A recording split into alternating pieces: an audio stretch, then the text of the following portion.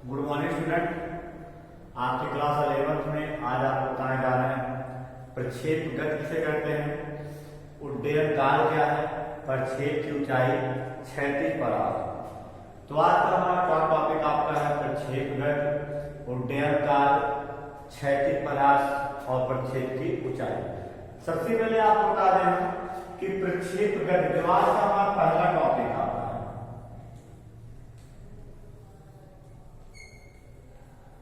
हमारा टॉपिक है प्रक्षेप गति, प्रोजेक्टिल मोशन।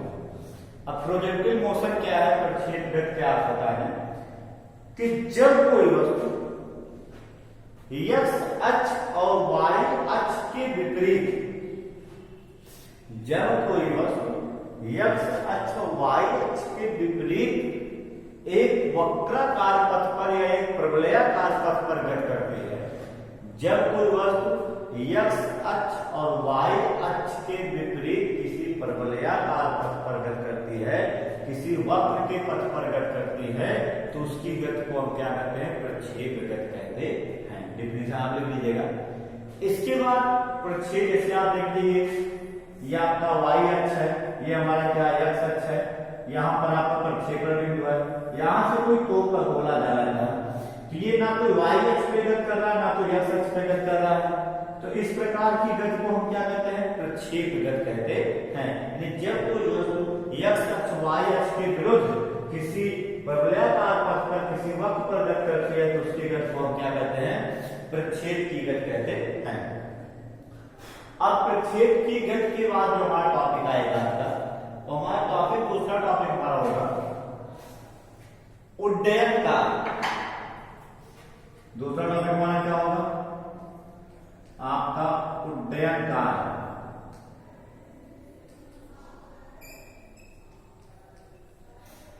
अब उड्डयन काल क्या है, बहुत ही इंपॉर्टेंट टॉपिक है क्लास 11th में। उड्डयन काल किसे कहते हैं, तो किसी भी वस्तु द्वारा, किसी भी वस्तु द्वारा हवा में गति करते समय, जैसे किसी भी वस्तु को प्रक्षेपित किया जाता है, तो किसी भी वस्तु को प्रक्षेपित करने के बाद तथा वापस आने के पहले जो समय लगता है उसे हम क्या कहते हैं, उड्डयन काल कहते हैं। यानी किसी भी वस्तु द्वारा हवा में गति करते समय लिया गया समय, या किसी भी वस्तु के हवा में गति करते समय लगा समय क्या कहता है, उसका उड्डयन काल, यानी उड़ने का समय। तो डिफिनीशन कैसे लिखेंगे, उड्डयन काल वह समय है जो किसी वस्तु को प्रक्षेपित करने के बाद और वापस प्रक्षेपण बिंदु तक आने से पहले लगता है। तो किसी भी वस्तु को प्रक्षेपण बिंदु से प्रक्षेपित करने के पश्चात और प्रक्षेपण बिंदु तक वापस आने पर जो समय लगता है उसे हम क्या कहते हैं, उड्डयन काल कहते हैं। उड्डयन काल को हम किससे डिनोट करते हैं, इसे हम टी से डिनोट करते हैं। इसका फॉर्मूला आपका क्या होता है, 2u sin थीटा अपान जी। उड्डयन काल यानी उड़ने का समय। जैसे मान लीजिए चाक है, इस चाक को हम यहाँ से हवा फेंकें, तो हम जहां से फेंक रहे हैं वहां तक आने में जितना समय लगेगा, यानी ऊपर जाने में प्लस नीचे आने में जो समय लगता है उसे हम क्या कहते हैं, उड्डयन काल कहते हैं। आपको ये भी बता दें कि जितना समय ऊपर जाने में लगता है उतना ही समय नीचे आने में भी लगता है, इसको आप याद रखिएगा। यानी किसी भी वस्तु को अगर आप ऊपर फेंकते हैं तो जितना समय उसको ऊपर जाने लगेगा उतना ही समय उसको नीचे आने लगेगा, और यही टोटल टाइम होता है, इसी को हम क्या कहते हैं, उड्डयन काल कहते हैं। और किससे प्रदर्शित करते हैं, कैपिटल टी से प्रदर्शित करते हैं। कैपिटल टी का फॉर्मूला क्या होता है आपका, 2u sin थीटा अपान जी। u क्या है, u किसी भी वस्तु का वह प्रारंभिक वेग है जिस वेग से वस्तु को फेंका जाता है। किसी भी वस्तु को अगर हमें हवा में फेंकना है तो उसको वेग देना पड़ता है, वही जो वेग दिया जाता है उसको, उसी को हम u कहते हैं।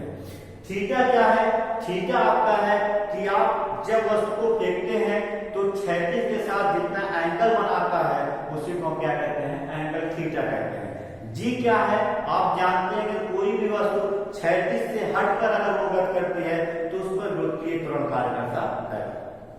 अब इसका डेरिवेशन आपको बता दें, ये फॉर्मूला कहां से प्राप्त हुआ आपका, उपपत्ति। तो उपपत्ति में हम यहां क्या लिखेंगे कि माना किसी वस्तु को u वेग से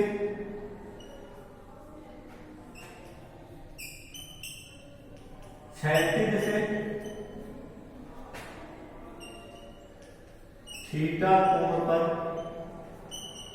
फेंका जाता तथा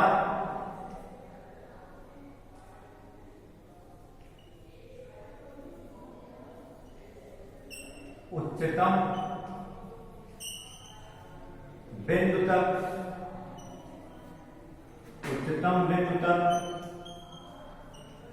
पहुंचने में t समय लगता है। तो फार्मूला आपको बताया गया गति का पहला समीकरण।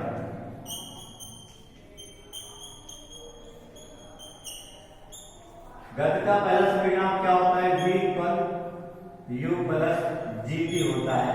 अगर क्षैतिज गति का कार्य at होता है, ऊर्ध्वाधर गति का कार्य gt होता है। और हम जान रहे हैं कि वस्तु को ऊर्ध्वाधर फेंकने से यहाँ u के स्थान क्या होता है? आपका उद्घटक u y होता है।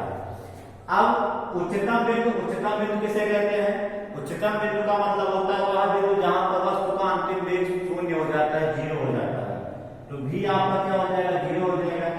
u y का फॉर्मूला क्या होता है? u sin थीटा होता है। आपको बता देना कि जैसे अगर कोई भी वस्तु प्रक्षेप गति कर रही है अथवा x अक्ष y अक्ष के बीच में कहीं पर गति कर रही है, तो मान लीजिए u वेग से गति कर रही है, तो इसको दो घटकों में विभाजित किया जाता है। एक आपका होता है ऊर्ध्व घटक u y और दूसरा आपका होता है क्षैतिज घटक u x। तो u y का फॉर्मूला हमारा होता है u sin थीटा और u x का फॉर्मूला होता है u cos थीटा। अगर क्षैतिज वस्तु फेंकी जाती है तो u x लगाते हैं, अगर ऊर्ध्वाधर फेंकते हैं तो u y लगाते हैं। यहाँ हो गया u y equal u sin theta और यहाँ पर ऊपर जो फेंक रहे हैं माइनस होता है, माइनस आपका क्या हो गया? gt हो गया। ये माइनस में रहेगा प्लस में हो जाएगा, gt इक्वल आ जाएगा आपका u sin थीटा। उसके बाद हम t इक्वल निकालें तो t इक्वल हमारा हो जाएगा u sin theta upon g।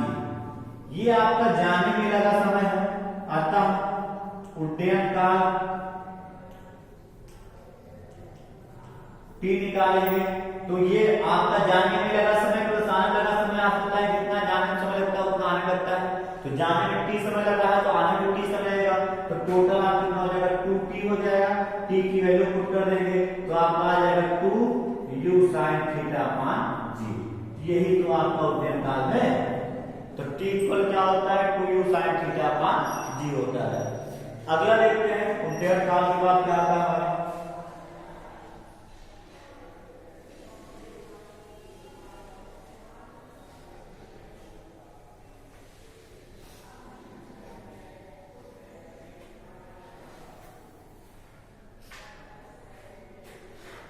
इसके बाद हमारा आएगा प्रक्षेप की ऊंचाई।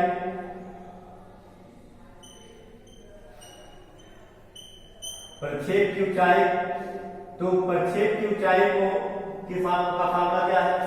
तो प्रक्षेप की ऊंचाई मतलब होता है कि किसी उड्डयन काल के दौरान, डिफिनेशन आप लिखिएगा, सुन लीजिए, उड्डयन काल के दौरान वस्तु द्वारा तय की गई अधिकतम ऊर्ध्वाधर ऊंचाई को हम क्या कहते हैं? प्रक्षेप की ऊंचाई कहते हैं। उड्डयन काल के दौरान वस्तु द्वारा तय की गई अधिकतम ऊंचाई को प्रक्षेप की ऊंचाई कहते हैं। इसे किससे प्रदर्शित करते हैं? यक्ष से। इसका फॉर्मूला क्या होता है आपका यक्ष का फॉर्मूला होता है u square sin square theta upon 2g। यक्ष इक्वल क्या होता है आपका? u square sin square theta upon 2g। उपपत्ति देख लीजिए कहां से ये आपको फॉर्मूला मिला उपपत्ति में।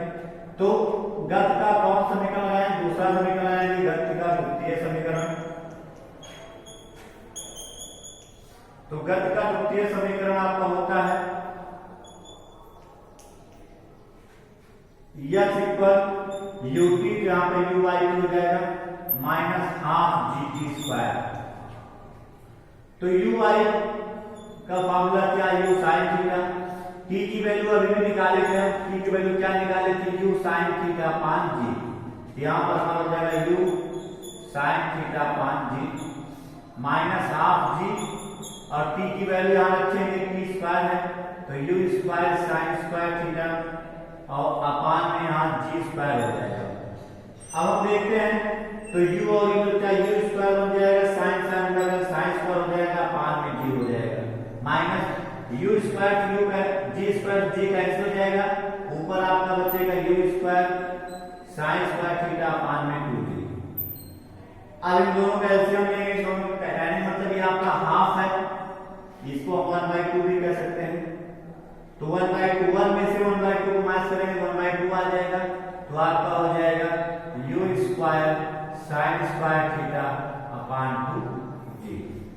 तो प्रक्षेप की ऊंचाई उड्डयन काल के दौरान किसी वस्तु द्वारा तय की गई अधिकतम ऊंचाई को प्रक्षेप की ऊंचाई कहते हैं। इसको किससे प्रदर्शित करते हैं, यह से प्रदर्शित करते हैं। इसका फार्मूला क्या होता है, u square sine square theta upon 2g होता है। इसके बाद आता है हमारा प्रक्षेप की ऊंचाई का क्षैतिज परास।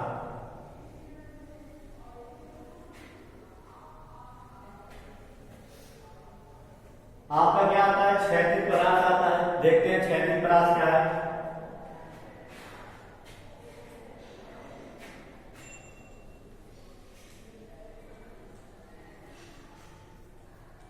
क्षैतिज परास, अब क्षैतिज परास आप बता देना कि किसी भी वस्तु द्वारा उड्डयन काल के दौरान तय की गई क्षैतिज दूरी को, जैसे मान लीजिए चाक है तो चाक को हम यहां से ऐसे फेंक देते हैं, तो हमारे फेंकने के बाद वो जितनी दूरी पर जाकर गिरेगा तो इस स्थान से उस स्थान की जो क्षैतिज दूरी होती है उसी को हम क्या कहते हैं, क्षैतिज परास कहते हैं।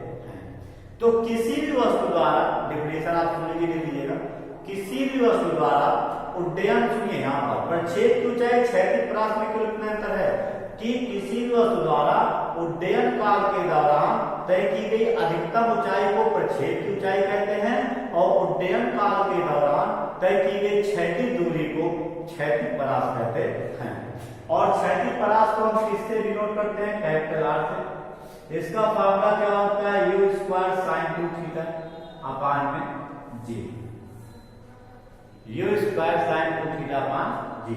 तो इस प्रकार से हम देख रहे हैं कि आपका इस पे मान लीजिए आपको बहुत लगभग न्यूमेरिकल आपके आधे न्यूमेरिकल से 3 फार्मूले लगने हैं। तो सबसे पहले उड्डयन काल का फार्मूला क्या होता है, 2u साइन थीटा अपान जी होता है। प्रक्षेप की ऊंचाई का फार्मूला क्या होता है, u square sine square theta upon 2g होता है। उसके बाद क्षैतिज परास का फार्मूला होता है u square sine 2 theta upon g. तो ये मान चलिए कि आपके लगभग 40% न्यूमेरिकल फार्मूला है। u क्या है, u हमारा प्रारंभिक वेग है, जिस वेग से वस्तु को फेंका जाता है।